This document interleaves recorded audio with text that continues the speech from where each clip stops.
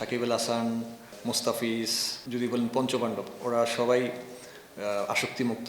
মুস্তাফিজ ও এমন একজন human being, কোনো কিছুই সে অরিড হয় না। লাস্ট 3 ওভার পর্যন্ত আপনার মনে হচ্ছিল যে ম্যাচে ছিলেন, তারপরে মুস্তাফিজের 2টা ওভারে কেমন থেকে ছিটকে দিল কি? মুস্তাফিজ খুব ভালো বোলিং করেছে, আর বল একটু ডিফেক্টেড ছিল। বল ভিজার পরে পিচে গ্রিপ করতেছিল, সো মুস্তাফিজের কাটারগুলো খুব ভালো হচ্ছিল। আপনার আসলে ঢাকার কথা ছিল না, একটা দুর্ঘটনাই ঘটেছে, তার জায়গায় আপনি এসেছেন। আসলে ঢাকা আপনার সঙ্গে কিভাবে যোগাযোগ করলো এবং আপনি তার ব্যাপারে কখন জেনেছেন যে আমার সাথে প্রথম যোগাযোগ করে বিলাস ভাই, মিথুনের মাধ্যমে। মিথুন আমাকে ফোন দেয় যে আমাদের প্লেয়ারদের জন্য আপনাকে দরকার, একটা জ্যাকিবের অ্যাক্সিডেন্ট ঘটে গেছে, ওরা খুবই আপসেট ছিল। তো আমাকে বললো যে আমি যেন প্লেয়ারদের হেল্প করার জন্য আগ্রহ প্রকাশ করি। তখন বিলাস ভাইয়ের সাথে কন্ট্যাক্ট হয়, সেই সূত্রে আসার। আপসেট হয়েছে, মানে আপসেটটার পর ঢাকা আর কি একটা মোমেন্টাম পাচ্ছে না, ওইটার এফেক্ট কি ঢাকার প্লেয়ারদের ভিতরে এখন একটু রয়ে গেছে কিনা ওই আপসেটটা? না, আমার কাছে মনে হয় না, কারণ প্রফেশনাল লাইফে, প্রফেশনাল ক্রিকেটে আনপ্রেডিক্টেবল বিষয় ঘটবে, এখান থেকে ওভারকাম করে হলে আসল বিষয়। আমাদের লাক ফেভার করছে না, এটা সত্যি কথা, বাট আমাদের প্লেয়াররা আপ্রাণ চেষ্টা করছে এবং ডে বাই ডে ইমপ্রুভ করার চেষ্টা করছে। সাইফের ব্যাটিংটা নিয়ে যদি একটু বলতেন, মানে একটা ভালো টাচে ছিল, এরপর বিপিএলে তার যে টিপিক্যাল যেমন ব্যাটিংটা দেখতেছিলাম ওটা দেখতেছি না, আজকে যেমনটা স্ট্রাগল করছিল ক্লিয়ারলি, মিথুন ভাই যেভাবে ব্যাট করতেছিলেন, সাইফ মানে কমপ্লিটলি উল্টো একটা অ্যাপ্রোচ ছিল, এই ব্যাপারটা একটা কিভাবে রেসপন্ড নেবেন ওয়ার্ল্ড কাপ অন সাইড?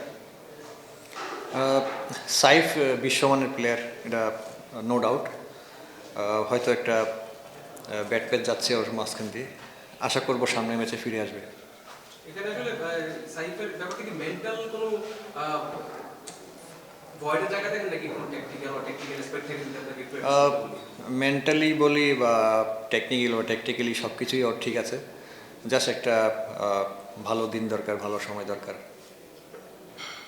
আসলে মুস্তাফিজের ব্যাপারটা যদি একটু বলেন, মানে এখন তো অনেক তুলপার মুস্তাফিজকে নিয়ে, স্টিল সে মাঠে যাচ্ছে, পারফর্ম করতেছে, অনেক বছর ধরে মুস্তাফিজকে দেখছেন, মানে সে অ্যাজ এ ক্যারেক্টার বা যখন মাঠে আসে, এই দুইটা জিনিস আসলে কিভাবে দেখেন মুস্তাফিজকে? মানে সবার থেকে একটু আলাদা মনে হয় তাকে সব ক্ষেত্রেই। মুস্তাফিজের সাথে কাজ করার সৌভাগ্য হয়েছে ঠিক প্রথম থেকে, ওর কেরিয়ারের প্রথম থেকে। ও এমন একজন হিউম্যান বিং, কোনো কিছুই সে অরিড হয় না, কোনো কিছুতেই সে স্বাভাবিকভাবে নেয় এবং সে প্রেজেন্টে থাকার চেষ্টা করে। সে ভাবে যে আমার তকদিরে যেটা হয়েছে সেটাই হবে। সে একদম মানসিকভাবে ফ্রি থাকে এবং সে 100% দেওয়ার চেষ্টা করে যখনই যেখানেই খেলে। মাঠেও কি এটা তার জন্য স্ট্রেংথ হয় কিনা, মানে এই যে বাইরের কোনো কিছু তার কানে যায় না বা ওটা সে আমলে নেয় না, সেই জিনিসটা কি মাঠেও থেকে হেল্প করে? আহ, আমি আগে বলে, সে ডিটাচ থেকে লাইফে সব কিছু করে, সে আসক্তিমুক্ত, যে আমার এটা পেতেই হবে এমন কোনো তার আসক্তি নেই। আমি পার্সোনালি যেভাবে রিড করেছি ওকে, সে মাঠে সবসময়, সে ডোমেস্টিক হোক আর ইন্টারন্যাশনাল ক্রিকেট হোক, সে 100%, 110% দেওয়ার চেষ্টা করে। মুস্তাফিজের ডেথ ওভারটাই কি ক্লোজ ম্যাচ হারার জন্য আপনি মেইনলি দায়ী করবেন, তার আউটস্ট্যান্ডিং পারফরম্যান্স, নাকি লাস্টের দিকে আপনার দলের বোলার একটু রান লিড বেশি করে ফেললো, বেশি খুশদিল খুব অ্যাটাকিং ছিল? হ্যাঁ, খুশদিল খুব ভালো ব্যাটিং করেছে এবং অনেক ভালো লেন্থের বলটা সে চার্জ করছে এবং রান পেয়েছে। আর ডেফিনেটলি মুস্তাফিজের বল ধরছিল, আমি আগে বলেছি যে বল ওয়েটের কারণে এবং পিচে গ্রিপ হচ্ছিল। মুস্তাফিজের ওভারগুলো খুব সুন্দর ছিল, বাট মিথুন আমি বলবো যে এক্সট্রাঅর্ডিনারি ইনিংস খেলেছে। আনফর্চুনেটলি এই ম্যাচটা আমরা জিততে পারিনি। আপনি বলছেন যে মুস্তাফিজ ডিটাচ থাকে, আপনি সাকিব ভাইকেও খুব ভালো মতো চিনেন, আপনাদের একটা ফ্রেন্ডশিপের বন্ডিং আছে।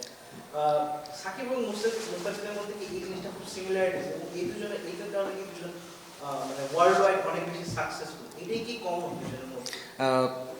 আমি যেটা বিশ্বাস করি, স্পিরিচুয়ালিটি তরফ থেকে প্রতিটা মানুষেরই আসক্তিমুক্ত থাকলে লাইফে সাকসেস আসে। তো আপনি ঠিকই বলেছেন যে সাকিব আল হাসান ইভেন মুস্তাফিজ, যদি বলেন পঞ্চপাণ্ডব, ওরা সবাই আসক্তিমুক্ত। আমি যে কাছ থেকে দেখেছি এই জন্যই ওরা ওয়ার্ল্ড ক্রিকেটে ডমিনেট করেছে একটা সময়, এবং মুস্তাফিজ স্টিল করে যাচ্ছে, সাকিবও স্টিল করে যাচ্ছে। Thank you. তো আসক্তিমুক্ত হলেই ভালো। Thank you. Thank you.